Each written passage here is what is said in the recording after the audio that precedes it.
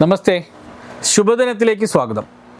അതിരാത്രം അർത്ഥമില്ലാ ചടങ്ങോ അതോ അഗ്നിവിദ്യയോ എന്ന ഏറെ പ്രസക്തമായ ചോദ്യത്തിന് ഇന്ന് നമ്മൾ ഉത്തരം കണ്ടെത്താനാണ് ശ്രമിക്കുന്നത്.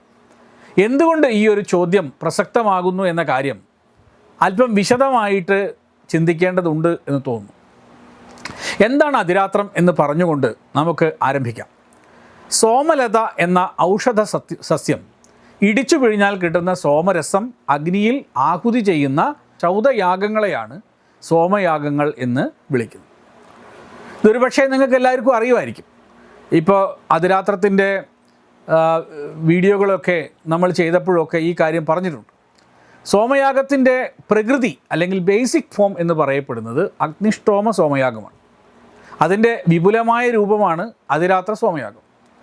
അഗ്നിഷ്ടോമത്തിൽ പകല് 3 നേരങ്ങളിലായിട്ടാണ് സോമാഹുതികൾ ചെയ്യുന്നത്. എന്നാൽ അതിരാത്രത്തിൽ ഇത് കൂടാതെ രാത്രിയിലും സോമാഹുതി നടക്കും. ഇങ്ങനെ രാത്രിയെ മറികടന്ന് ചടങ്ങുകൾ തുടരുന്നതിനാലാണ് അതിരാത്രം എന്ന പേര് ഈ സോമയാഗത്തിന് വന്നത്. നമുക്ക് മലയാള നാട്ടിൽ 1901-ലും 1956-ലുമെല്ലാം അതിരാത്രം നടന്നിട്ടുണ്ട്.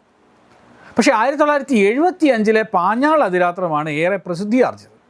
അന്ന് അത് ഗവേഷണ വിഷയമാക്കുകയും പൂർണ്ണമായി രേഖപ്പെടുത്തി തൻ്റെ നിഗമനങ്ങളോടൊപ്പം ലോകത്തിന് മുന്നിൽ അവതരിപ്പിക്കുകയും ചെയ്തത് പ്രൊഫസർ ഫ്രിറ്റ്സ്റ്റാൾ ആയിരുന്നു. നശിച്ചുകൊണ്ടിരുന്ന യാഗസംസ്കൃതിയെ പുനരുജ്ജീവിപ്പിച്ച വ്യക്തി, അല്ലെങ്കിൽ the saviour of a dying tradition, അല്ലെങ്കിൽ വേദപാരമ്പര്യത്തെയും യജ്ഞസംസ്കൃതിയെയും ലോകത്തിന് പരിചയപ്പെടുത്തിയ വ്യക്തി എന്നൊക്കെയാണ് ഫ്രിറ്റ്സ്റ്റാളിനെ കുറിച്ച് ഇന്നും വിശേഷിപ്പിച്ചിട്ട് പോരുന്നത്. വേദപാരമ്പര്യത്തെയും യജ്ഞസംസ്കൃതിയെയും ഏത് രീതിയിലാണ് ഫ്രിറ്റ്സ്റ്റാൾ ലോകത്തിന് പരിചയപ്പെടുത്തിയത് എന്ന് നിങ്ങൾക്കറിയാമോ? ഇത് പക്ഷേ പലർക്കും അറിയില്ല. ഫ്രിറ്റ്സ്റ്റാളിൻ്റെ അഭിപ്രായത്തിൽ യാഗക്രിയകൾ വെറും അർത്ഥമില്ലാത്ത ചടങ്ങുകൾ മാത്രമാണ്. യാഗങ്ങളെക്കുറിച്ച് മീനിങ്ലെസ്നെസ് ഓഫ് റിച്വൽ എന്ന ഒരു പ്രബന്ധം തന്നെ അദ്ദേഹം തയ്യാറാക്കിയിട്ടുണ്ട്. അതിൽ അദ്ദേഹം യാഗങ്ങളെ നിഷ്പ്രയോജനങ്ങളായ കളികളോടാണ് ചേർത്ത് വെച്ചിട്ടുള്ളത്.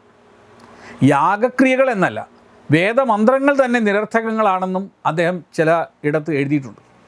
ഭാഷയ്ക്ക് നിരന്തരം മാറ്റം വരാൻ കാരണം അതിന് അർത്ഥമുള്ളത് കൊണ്ടാണെന്നും അർത്ഥമില്ലാത്തത് കൊണ്ടാണ് വേദമന്ത്രങ്ങൾ ഇന്നും മാറ്റമില്ലാതെ നിലനിൽക്കുന്നത് എന്നുമൊക്കെ അദ്ദേഹം പറഞ്ഞു വിട്ടു.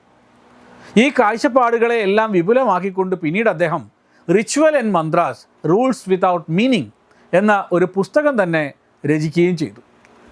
ഫ്രിറ്റ്സ്റ്റാൾ പറഞ്ഞതുപോലെ തീർത്തും അർത്ഥമില്ലാത്തവയാണ് യാഗങ്ങളെങ്കിൽ പിന്നെ എങ്ങനെ അവ ഇന്നത്തെ രീതിയിൽ അല്ലെങ്കിൽ ഈ രീതിയിൽ വികസിതമായി എന്ന ചോദ്യം സ്വാഭാവികമായി ഉയർന്നു വരുമല്ലോ.